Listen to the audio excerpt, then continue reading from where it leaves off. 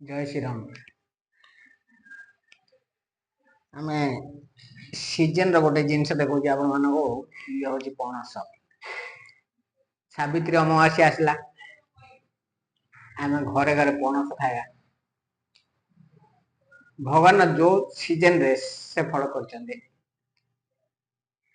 एटा खाया द्वारा मनुष्यर देह भी ठीक रहे।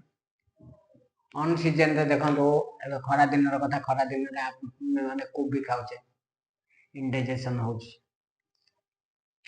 किंतु पणस जदि भल पणस टिके मिलला ना आम अधिका खाई दउचे अधिका खाई देरी पानी टिके पी दउचे सोसल पानी टिके पीउचे जदि पणस जदि अधिक मीठा दियो बोले आम लोभर खाई दउचे खाई देकी पानी टिके पी दउचे पानी पीला परे कोन होची पेट कटा आरंभ होची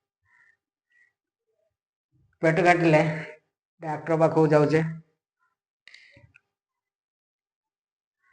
ए कहूचे आम पणस खाई देछि पणस खाई देकी हमर पेट काटुची कि को कारण रो पेट काटुची ए सब कहूचे से मेडिसिन दुनिया मेडिसिन दोची सेथिरे पेट कटा जाउनी।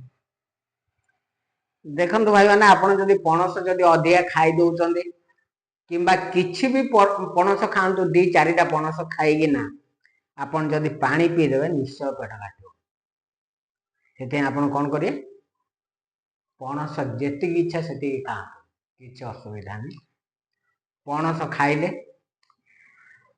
पणस खाइला परे आपण कोन करिए आमे पणस खाइला परे जो पणस जो मंजीटा बाहरला ये जो मंजी जो हमर जो मंजी बाहरला ए मंजी रु कोन करिए 2-4टा पणस मंजी को पोड़ी दे सीजा सीजे नहीं पणस मंजी को पोड़ी दे। आजकल तो प्रत्येक घरे घरे गैस हलानी चुली तो नहीं पणस मंजीटा को पोड़ी देबे 2-4टा मंजी पोड़ी के खाई देबे खाई देला परे जो आपण पेट काटुची से पेट कटा आपनर बंद हो एटा होची गोटे गोटे भगवान गोटे गोटे अवदान कि आम जानी जे ठीक तार प्रतिकारटा कौन।